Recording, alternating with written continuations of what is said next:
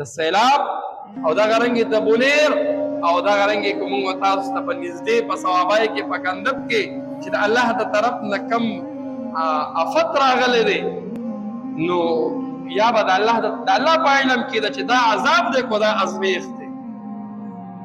که دا عذاب دی که دا ازمیښت دی او الله قرآن کې وایي ولنذيقنهم من العذاب الادنى دون العذاب الاکبر لعلهم يرجعون بعضو موقعو کې موږ انسان ته په دنیا کې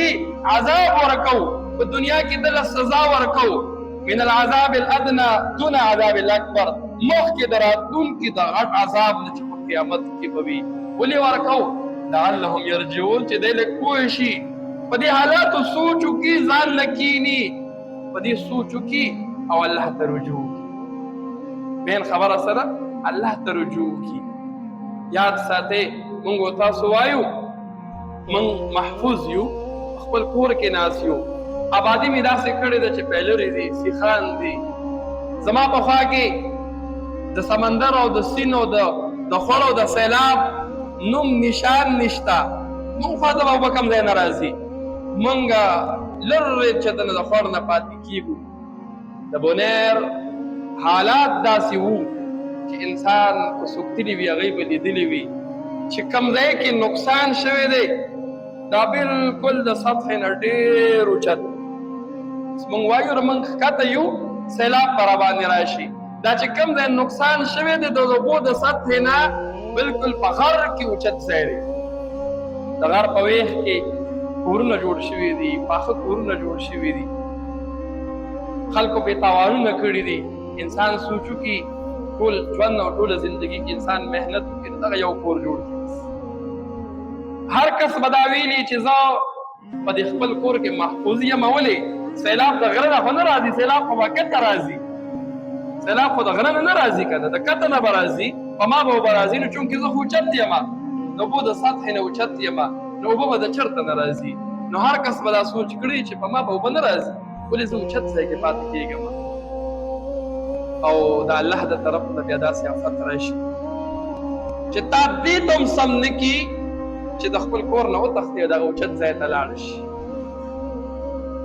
داسې کورونه چې د یو کور نه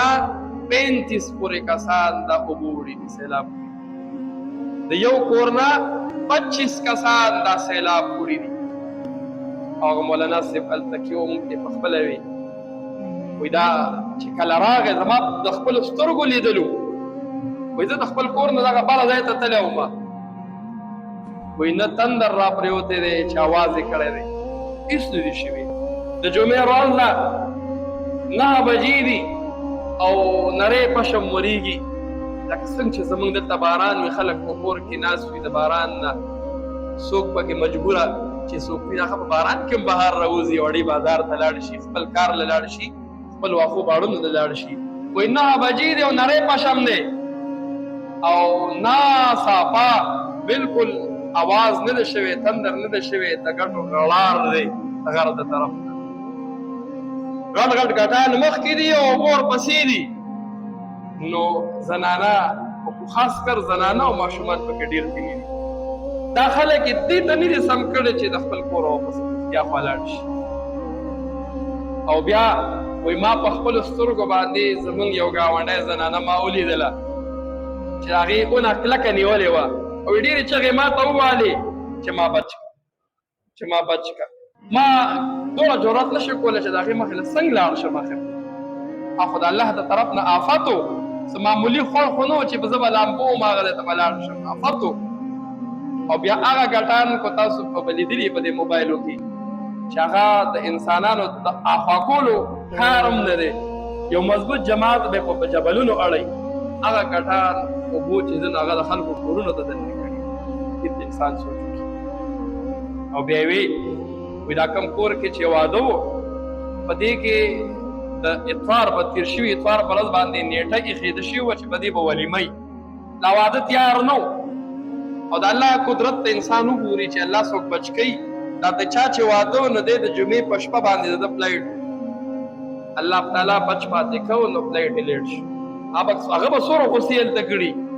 څومره به پریشانه شوي چې دا ولې زه لیټ شوم په کار دا وی چې زه زر کور ته رسېدلی وی نو په کور ته راغلی وی نو هغه پکې تللی و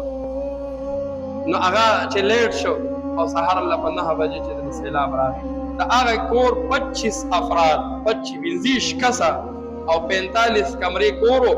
دا خلک ټول په ټوله چې دنو دی دې غاړې ته د سیلاب نو بره چت باندې ونوي ټولو سوچ وکړو چې یاره هسې نه لاندې اوبه دي چې دا دیوال کینې دي دی ولګېد هغه ټول 25 کسان دې غاړې ته راواړېدل چې یاره مطلب ځکه دغه کې غاړه کیني نو موږ به بچ پاتې شو الله چې سکول هغه طرف چې کم دی وي دا به اوبه وړي هغه پاتې شو چې کم طرف ته خلک راواړېد هغه ټول اوبه وړ انسان حیران شي واقعي هغه منظر هغه به په هغه خلکو تېر شوي وي او اوس بیا هم تېرېږي د الله یې پرې تېروي چې هر کس دغه شانتې خوار وزار دغه خپل کور په میدان کې ناست دی او هغه هم دغه کوي زما مړی به دې ګټ کړي زما مړی به دې ګټ لاندې وي موږ تللي وو چې څومره خدمت والا راغلي دي څومره کسان راغلي دي لګیا دي یو ځای نه معلوموي چې دې ځای کې بوی دی هغه خلک لګیا دي ټول راشي لکه دې ځای بوی دی نو ټول راولګي لګیا ګټې لري کوي نو هغه لګیا د محنت وکړي نو بعضې موقعو کې داسې پاتې شي چې دومره ګټه به ونه هغوی به ویل زموږ وس نه دی او بعضو موقعو کې به وه چې هغوی به محنت وکړو اخر کې به چېرته چیرې یو ګډه راوړي هغه خلکو باندې به اوس هم څه تېرېږي زموږ د کور یو معمولي د چرګې بچی هم روک شي نو هغه زنانه پریشانې چې دا چا کم ځای روک دی کم چېرته تللی دی د چا د کوره چې 15 او 30 کسان لاړ شي په هغه خلکو به څه تېرېږي هغه خلکو به څه تېرېږي یو کس چې زموږ د کور نه وفات شي موږ زنانه ماشومان نارینه څومره هغه پسې خفه وو بیا په خپلو لاسو یې سنبال کو مقبرې ته یې وړو جنازه پې وکړو قبر کې دفن کړو هغه خلک اوس هم لا د ګټو لاندې پراته دي او وارثان یوه په بله ګرځي چې زما پلار نشته زما مور نشته بعضې وایي د کوره صرف زه پاتې شوم هېڅ هم نشته زما مور نشته زما پلار نشته زما بچیان نشته او لګیا دي حالات الله تعالی د طرف نه وي روایت لیکي چې کله تا باندې حالات رالل نو پکار دا ده چې څه وکړه صبر وکړه بس الله د طرف نه د الله فیصلو کې څه کېږي نه نو موږ څه نشو کولی په دې کې چې څه غواړي الله په خپلو فیصلو ښه پوهېږي خو یو کار موږ له اوس پکار دی یو خبرې سوچ پکار دی ځان له شو خپل ګریوان کې سوچ وکړو چې الله دې نه کي دا حالات هلته کې راغلل خبره مې تاسو ته دا کوله چې هغوی وي چې سیلاب په نوم موږ خواله نه راځي مشرانو به وي زما 15 او یا کاله عمر دی زما په ژوند کې زما د اورېدو د پلار نیکه خبره دا په لومړي ځل وشو داسې موږ چېرته اورېدلي نه وو داسې چې دا به داسې کېږي موږ وایو موږ خو محفوظ یو موږ صحیح ځای کې یو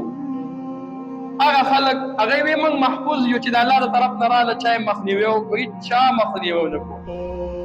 چې هغه اوبه چې په بره کمې پرېوتې دي په قدرنګر کې او په بشوانۍ کې او په دره او بټۍ کې هغه اوبه ټولې راجمع شوې او پیر بابا چې کوم بازار دی انسان سوچ وکړي زه به محفوظ یم او دلته اوبه نشته هغه بازار هغه اوبه چې رالې په هغه بازار کې یو دوکان پاتې نشه چې هغه به محفوظ پاتې شوي هغه به بچ پاتې شوي اوبه دومره زور چې غټې اونې راغستې دي او هغه د دوکان په شټر باندې وردننه کړي دي د دروازې هغه ور یې شلولی دی په دوکان کې غټه ونه پرته ده بعضو دوکانونو ته ګاډي وردننه کړي دي د بازار خلکو چې اورېدلي دي چې یو ناشنا اوبه رالي نو چې څوک بازار ته چاکو ګاډی بوتلی دی او که چا پراډو بوتلی دی او که چا هر څه بوتلی دي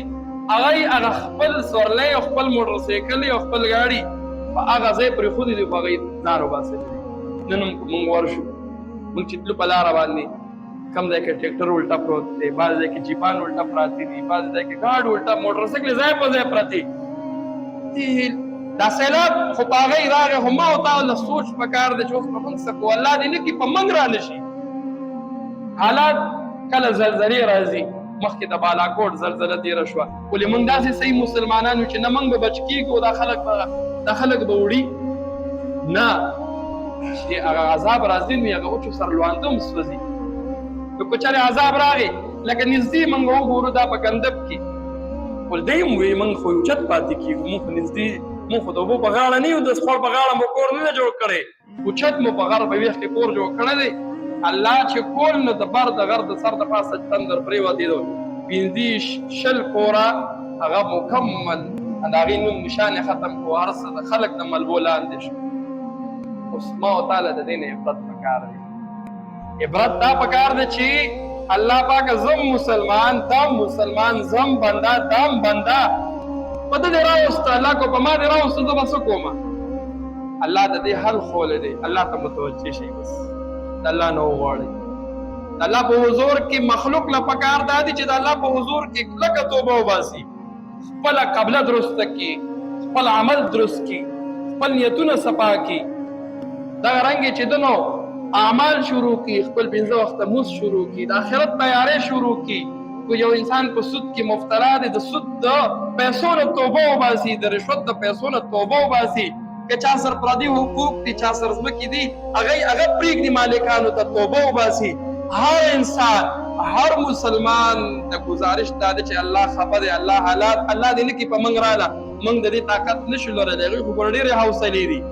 ډېرې حوصلې دي، موږ طاقت نشو لرلی، بیا به څه کوو؟ نو الله ته جړا او فریاد کول دي، د الله په حضور کې جړا او فریاد کول دي، خپل ګناهونه پرېښودل دي او د آخرت لپاره تیاری کول دي. گزارش هم د ټولو مسلمانانو خدمت کوم دغه گزارش دی چې الله ته متوجه شي. الله ته عذاب راوستل ګوره هېڅ ګرانه نه ده. الله قرآن کې وایي کن نو بس په یکون نو هغه بیا شوي وي. که چېرې دی ووایي چې د ناړو د مانیرۍ او د ثوابۍ دا خلکو باندې زلزله نو یو جړک سره به څه وي، دا ټوله دنیا به الټه پرته وي، بیا به موږ څه کولی شو؟ هېڅ به هم نشو کولی. نو خبره گزارش مې دا دی که چېرې الله مرګ راولي چې ما او تا کم از کم د هغې دپاره چې ده نو څه کړي وي، څه تیاری کړې وي که نه، آخرت له مو څه غم کړی وي. او دغه رنګې کم شهیدان چې په بونیر او په سوات او په چاپېره علاقو کې په ګندب کې راغلي دي، د هغې دپاره به دعاګانې مو غواړو الله دې د شهادت قبول کړي. ولې رسول الله فرمایي چې څوک په اوبو کې ډوب شو دا شهید دی، نو الله دې د دوی دا شهادت قبول کړي. او چې کوم ژوندي پاتې دي هغې له دې الله تعالی صبر ورکړي. او دغه رنګې الله تعالی دې موږ او تاسو له د نیک اعمالو د صحیح ژوند په دې باندې د تېرېدو توفیق راکړي.